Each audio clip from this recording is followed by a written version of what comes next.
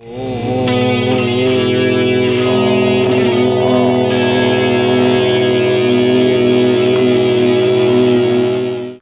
is up, ladies and gents? Welcome back. I'm Rick, and today we're going to talk about spirituality. And it can be a touchy subject, mainly for the reason that people don't like being told that the things they believe in are foolish fantasies or childish delusions. So it's basically impossible to talk about spirituality without someone getting their chonies all twisted in a bunch. In fact, some bars used to toss people out for violating the no religion, no politics rule. I mean, it was basically considered picking a fight, an unruly act of belligerence, right up there with slapping somebody else's wife on the ass or playing air guitar on your pool cue. I mean, it's just wrong and you don't do it. Some places they'd take you out back and stomp on you for a bit. Nevertheless, the simple fact remains that most of the mainstream religions today were based off the fairy tales that were written down by ignorant, superstitious Bronze Age goat herders. The good news is that people are leaving these antiquated religions in droves.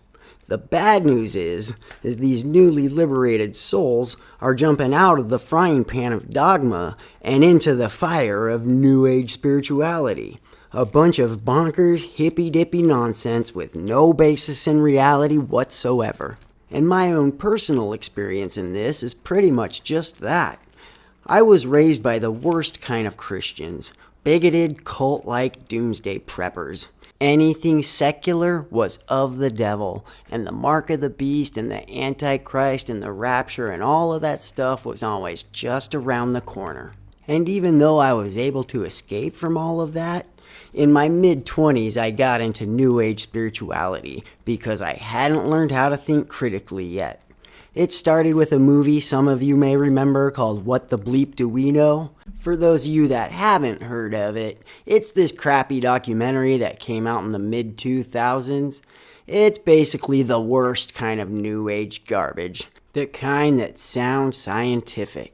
And boy, was I ever off to the races. I started believing all kinds of wackadoodle stuff, auras and crystals and horoscopes, and I thought that aliens had genetically engineered humans, and that they built the pyramids, and that shape-shifting reptilians carried out the 9/11 attacks.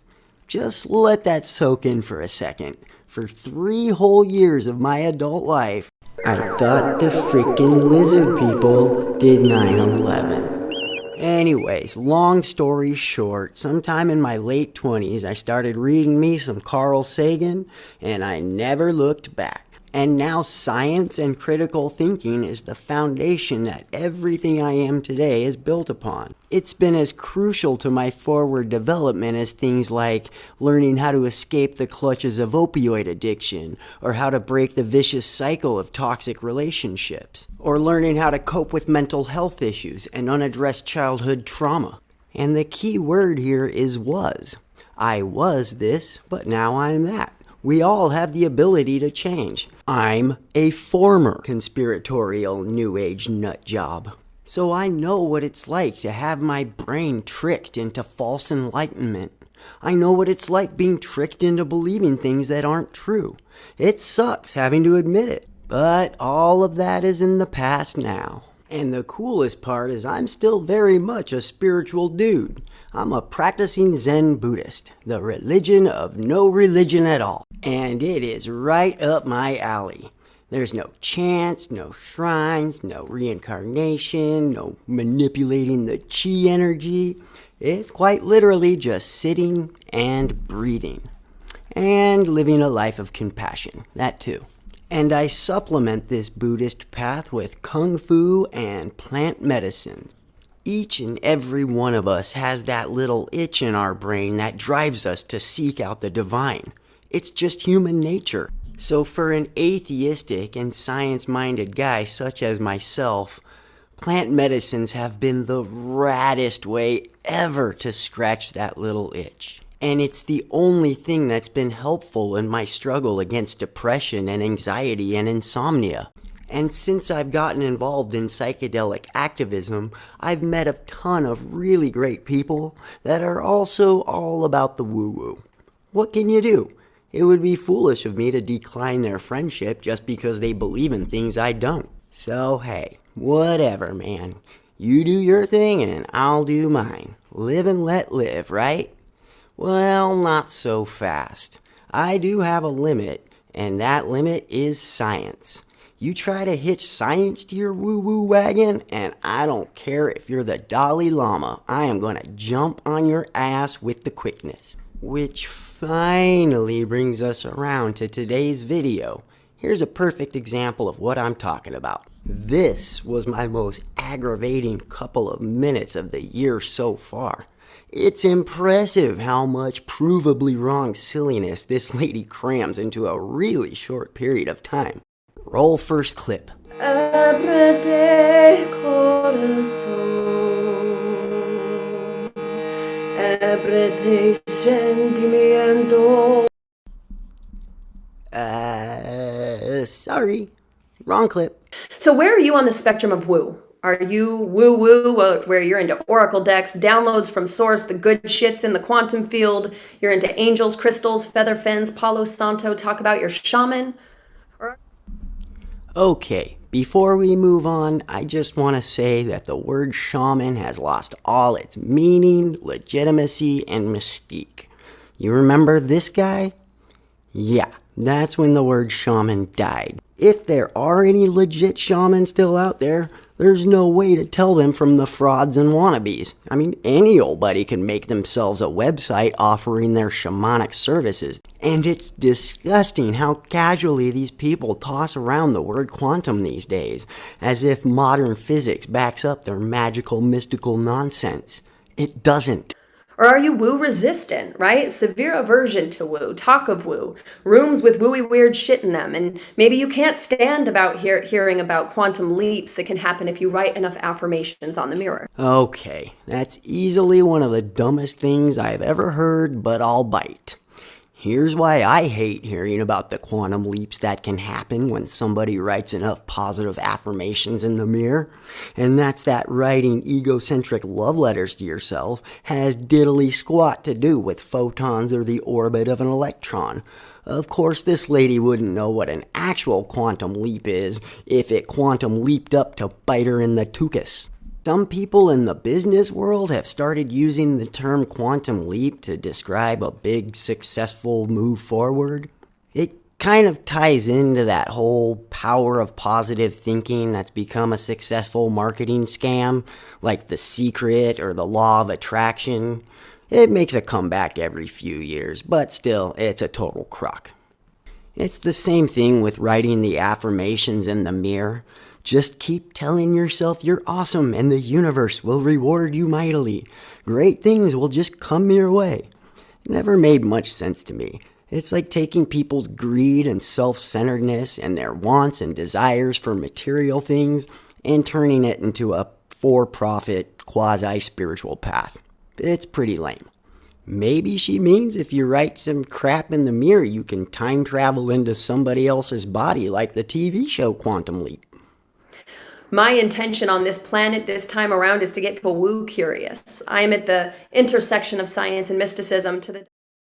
For all our sanity, I'm just gonna blow straight past the dopey reincarnation humor, because I really want you to think about why she's targeting the woo curious. 'Cause that's who pays her. If you already know about woo, well, what the heck do you need her for? In fact, her woo-woo would probably come off as corny and watered down woo-woo for corporate chumps. So there's no money there. And anybody that's not woo curious already knows that this lady is full of shiitakes. So yeah, no money there either. And no, Miss Nutterbutter here does not intersect with science. Science, by definition, does not and cannot intersect with magic and make-believe. It's kind of science's thing. She's more like a little woo-woo Viking that rowed her boat to science's shores so she could go and plunder it for its credibility and a few vocabulary words. That is it. To the doctors, I can tell them the research, but I'm feeding the hungry dog that is the mind so that they can soften their mind and open their heart Okay, firstly, please take a writing class. That sentence makes no sense. Secondly, doctors, huh? Well, you hear that, everybody? She's got doctors for clients, and she teaches them stuff. Well, hell, this lady must really know her business. Yeah, freaking right. I am calling major BS on that one, and I would need to see receipts. Sure, lady. All of the woo-curious doctors out there have you working overtime, huh? And I have a supermodel girlfriend that lives in France. The seriously effed up thing about this is that this Nimrod is actually out there in the world giving people health tips and medical advice. In the body, we talk about chakra development a lot in what we teach. Your body actually stores emotions. Look, there's stuff in life that we all wish was real. I wish that UFOs were real, or life after death, or chi energy. If chi energy existed, I would be all over it, man. But it doesn't exist, and neither do chakras.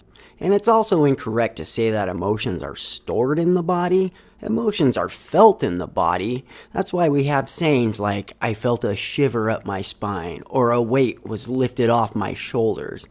But it's incorrect to say that emotions are stored in the body. The stress and anxiety that's related to trauma is a little bit different, and it can definitely be taxing on your body in many different ways, but that's a very different thing than your body storing emotions. And one of the fastest ways that you can start to translate this for yourself is if you'll start to study chakras, what area of the body, and then the actual physical function of that body part. For example.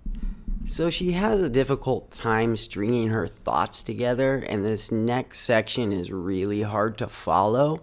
We have a couple more points to get to, and then we're going to call it a day. But for you guys to have the proper context, I need to start it here. So when she brings up the area between the nose and the collarbone, check it out how she just takes the weirdest, most roundabout way of finishing up that thought. I swear I've watched it a dozen times and I still can't make sense of it. If you guys figure it out, please leave it for me down in the comment section. For example, let's say that from your nose to your collarbone, if I'm doing an intake process with someone, I want their surgical history.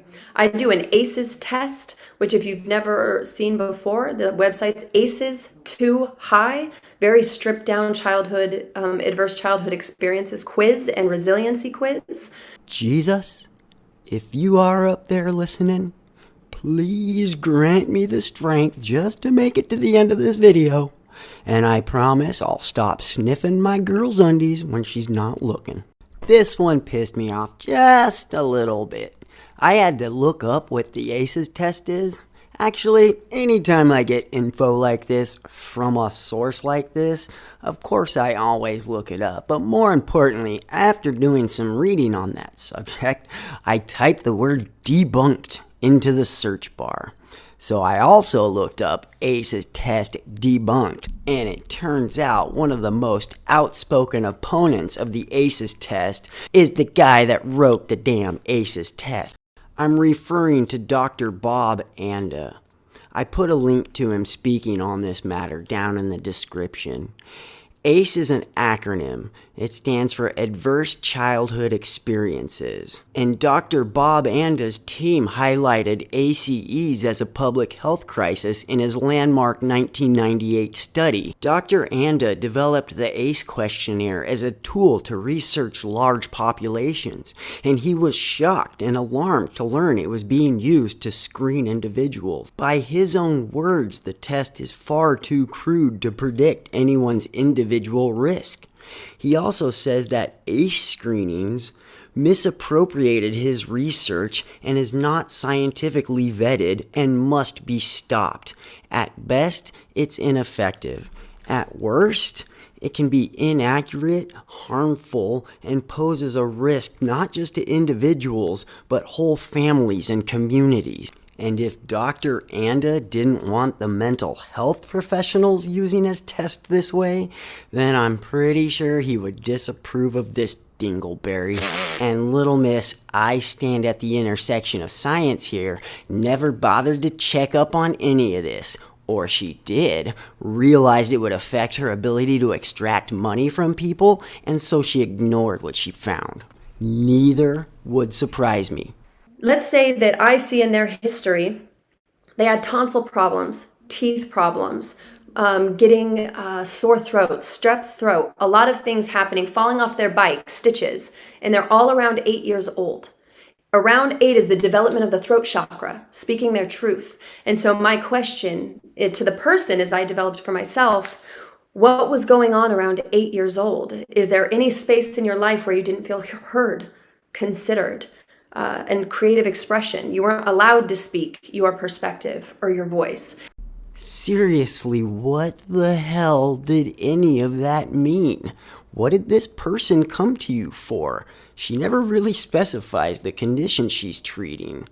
So no one was letting you express yourself at the same time your throat chakra is developing, and somehow this caused you to get strep throat, cavities, need your tonsils taken out, and you fell off your bike and needed to get stitches? And then all of this stuff gets stored in your body and manifests itself in a way that requires her to have your dental and surgical records, and she wants you to take a worthless junk science quiz so she can... What exactly? She never says. There's no discernible cause and effect whatsoever. The only thing she does say is that all of this stuff is easy to translate if you just study chakra development. Because you can start to map as an adult when you have certain manifestations in the body, old injuries that suddenly pop up or not sudden. You aren't bad. You don't have bad knees. You've been bad to your knees. You don't have a bad back. You've been carrying too much on it. You're not smoking more crack. You're just reinforcing the levels of crack that already exist within you. The things that happen suddenly aren't sudden. You remember that old saying, if you can't dazzle them with brilliance, baffle them with BS? Well, right now I'm so baffled I forgot which hole the food goes in. Alright folks, I think that's a good place to leave it for today, but thanks for watching, especially you people that watched the whole video. I think it's important that misinformation like this gets countered. If this lady had a couple more scruples and a better grip on the English language, she could be downright dangerous. I wouldn't be surprised at all to find out she's planning to run for Congress soon. And while laughter and humor is one of the ways I cope with things in life that I find aggravating and absurd, this really is no laughing matter. This lady is targeting people that don't know how to think critically, and she's screening them for childhood abuse. She is going after the most vulnerable among us. That's why she's also targeting the psychedelic community, because that's where the broken people are, the people with addiction problems and depression and anxiety. These are the people she's selling her answers to. In fact, it's probably painful for her to see how easy it is for the fraud con artist shaman that actually know what they're doing. And we all need to know how to see someone like this coming a mile away. Alright, peace out y'all. See you next time.